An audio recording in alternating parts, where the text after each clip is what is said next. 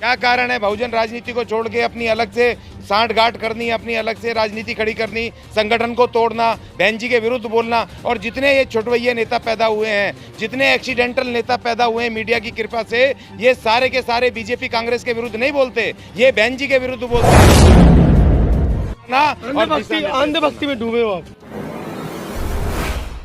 2024 चुनाव का रण सज चुका है। किसके सिर पर बंधेगा सेहरा? हाथी जैसा समाज जिसका हो, उसका मुख्यमंत्री, उसका प्रधानमंत्री ना बने तो फिर इस हाथी जैसे समाज के ऊपर लानत है। ये कह रहे हैं तमाम समाज सेवी लोग जो खासकर बहुजन राजनीति कर रहे हैं उन नेताओं से। मेरे साथ कुछ साथी हैं, उनसे बात करेंगे किस तरह वो 2024 को देख रहे हैं, वर्तमान की बहुजन राजनीति किधर जा रही है। ज्ञानी जी बताइए जरा। जी देखिए, जिस तरीके से पिछले एक वर्ष में बहन जी ने अपने संगठन को, पार्टी के कार्यकर्ताओं को, नेताओं को एक्टिव किया है और जिस तरीके से एक्टिवली बहन जी ने तमाम मुद्दों को उठाया है, पूरी शक्ति के साथ उठाया है और वो लगातार दिन रात जिस तरीके से काम कर रही हैं वो, और आकाश आनंद की जैसे एंट्री कराई है वो नौजवान चेहरे की, उसके एकदम बाद से पासा पलटना शुरू हो गया है। और जो बहुजन समाज पार्टी के जो कार्यकर्ता, नेता जो डेमोरलाइज हो गए थे, क्योंकि जो फॉल्स बहन जी के विरुद्ध जो फॉल्स जो जिस तरह का प्रचार किया आरएसएस ने, बीजेपी ने नकारात्मक प्रचार किया कि उनको कह दिया कि ये तो बीजेपी की बी पार्टी हैं और इस तरीके से कि अब तो ये यूपी तक ही सीमित हैं, अब तो बीएसपी का काम खत्म हो गया। तो उस फॉल्स प्रचार में हमारे अपने लोग भी आ गए, हमारे बुद्धिजीवी पढ़े लिखे लोग, नेता टाइप, वो भी बहन जी को टारगेट करने लग गए। सबसे अफसोस की बात ये हुई, जिस बुद्धिजीवी वर्ग की जिम्मेदारी थी कि उस आरएसएस के उस नकारात्मक प्रचार को, परिवारवाद का आरोप लग रहा है बहन जी पर। देखिए, परिवारवाद का ये बिल्कुल बेकार का वो प्रचार, ये वो है, ये तो अब खत्म हो गया है। अब आप देख रहे हो कहाँ खत्म हो गया है? नहीं, बिल्कुल भाई साथ में, भतीजा साथ में। नहीं तो क्या हो गया? वो इस देश के नागरिक नहीं है क्या? वो बहुजन नहीं है क्या? तीसरा आदमी, जो आदमी काम कर, मुझे बताओ, जो आदमी काम कर रहा परिवार का, उसको तुम परिवारवाद कह रहे हो? और जो तुम्हारे लोग प्रोफेसर, एडवोकेट बन कर जो गालियां बक रहे हैं, बहन जी के विरुद्ध खड़े हो रहे हैं, वो तुम्हारे लिए अच्छे हैं? तो उनके पास तो कारण है, उनके पास तो कारण है। क्या कारण है बताओ? क्या कारण है बहुजन राजनीति को छोड़ के अपनी अलग से सांठगांठ करनी, अपनी अलग से राजनीति खड़ी करनी, संगठन को तोड़ना, बहन जी के विरुद्ध बोलना? और जितने ये छुटवैये नेता पैदा हुए हैं, जितने एक्सीडेंटल नेता पैदा हुए हैं मीडिया की कृपा से, ये सारे के सारे बीजेपी कांग्रेस के विरुद्ध नहीं बोलते, ये बहन जी के विरुद्ध बोलते हैं। इनकी राजनीति बहन जी से शुरू होती है, बहन जी पे ही खत्म होती है। सवाल इस बात का है कि मैं तो ये कहता हूँ कि जो चांदी का चम्मच लेके पैदा हुआ नौजवान, जो सोने के पालने में झूला, जिस पे दुनिया भर की सुविधा इंग्लैंड से पढ़ के आया, वो आज बहुजनों को बचाने के लिए,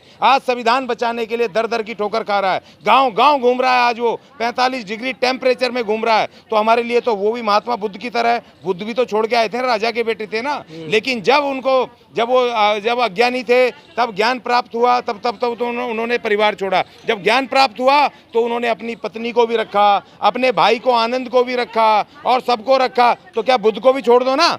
बुद्ध के ऊपर भी लगाओ ये आरोप कि वो भी परिवारवादी है। उसने भी अपनी पत्नी को अपने ले आया, उसके बाद अपने बेटे को लिया है, राहुल को, उन्होंने अपने आनंद भाई को लिया है। तो बहन जी पे क्यों लगा रहे हो भाई? वो नौजवान कोई आपको अय्यासी करते हुए दिख रहा है क्या? आरोप लग रहे हैं चंद्रशेखर रावण के सामने, कहीं टिकते नहीं। अरे चंद्रशेखर रावण लापता हो गया, जब से आनंद आया गायब हो गया। कहीं दिख रहा है चंद्रशेखर रावण? कहाँ दिख रहा बताओ? अब तो सोशल मीडिया पे भी नहीं दिख रहा, खाली आकाश आनंद दिखाई दे रहा है। देखिए, जो सोने का वो पालने में पला, वो तो सड़कों पे धक्के खा रहा है। और जो कह रहे हैं जमीन से निकला एक्सीडेंटल नेता, वह उसकी कृपा से मीडिया की, वो फॉर्च्यूनरों में घूम रहा है। भैया, हमें ऐसा नेता नहीं चाहिए, हमें ऐसा ही नेता चाहिए। फॉर्च्यूनर में बेशक घूम रहा है, लेकिन समाज में जहाँ कहीं भी अत्याचार होता है पहुँच जाता है। नहीं, बहन जी जाती है सबसे पहले, बहन जी करती है, ट्वीट करती है और सारे सिपे सालार जाते हैं। बहुजन समाज पार्टी सारे के सारे मसले उठाती है और हम तमाम लोग उठाते हैं, खाली चंद्रशेखर रावण नहीं उठाता, हम सब उठाते हैं। बताओ कौन सा एक मुद्दा जो उसने रिजॉल्व कराया हो, एक मुद्दा बता दो जो उसने कोर्ट में जीता हो। और हम बताते हैं कि बहुजन समाज पार्टी ने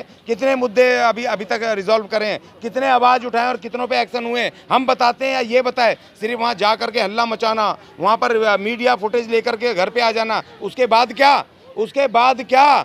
और ये कहते हैं जी वहाँ जाकर कोई घटना हो गई, घटना का इंतजार करते हो क्या? घटना के बाद नहीं दिखाई देते। देखिए बहन जी मिशन की नेत्री हैं, मिशन से निकली घर में रहती है, घर से नहीं निकलती। तो क्या जरूरत है? 70 साल की अपनी माँ को कोई कहेगा सड़कों पे जाए? सोनिया गांधी तो रोज निकलती है, मोदी तो रोज निकलता है। अरे बड़ी बड़ी रैली होंगी तो बुलाएंगे, आएंगी बहन जी, आ जाना दर्शन करने। बहन जी का सिर्फ नेतृत्व चाहिए, हमें सिर्फ नेतृत्व और गाइडलाइन चाहिए। अब 70-75 साल की अपनी माँ जैसी बहन को हम तो निकम्मे होंगे जो कहेंगे सड़कों पे घूमो।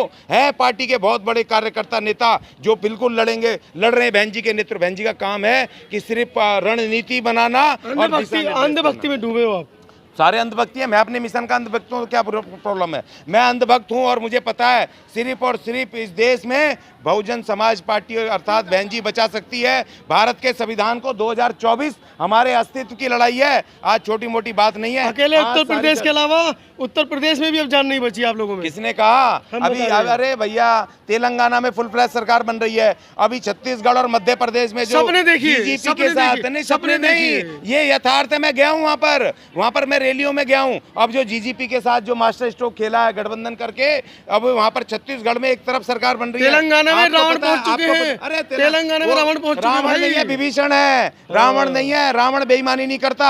जहां पर बहुजन समाज पार्टी की सरकार बनने वाली हो, जहां पर बहुजन समाज पार्टी के नेता सर धड़ की बाजी लगा के लड़ रहे हो, वो संविधान विरोधी चंद्रशेखर राव से मिलने गया, उस नेता से जिसने कहा संविधान तोड़ दो। ये विभीषण है, रावण ने उसने कह दिया, उसने कहा मैं रावण नहीं हूं, मुझे तो मीडिया में कह दिया रावण। वो कह रहा मैं तो विभीषण हूं, वो खुद चिल्ला रहा विभीषण हूं और दिखाई दे रहा है। इसलिए हमें विभीषण नहीं, जितने दुश्मन हमारे वो विरोधी हैं मनुवादी, उतने विभीषण भी हमारे शत्रु हैं, दोनों से लड़ेंगे। कोई भी चेहरा नहीं बचा है बीएसपी में। अरे बहन जी है ना, प्रधानमंत्री बनेंगी, बहुत सारे सैकड़ों सारे 10 सांसद हैं, 10 सांसद हैं, सब बनाएंगे। बहुत बड़ी पार्टी है।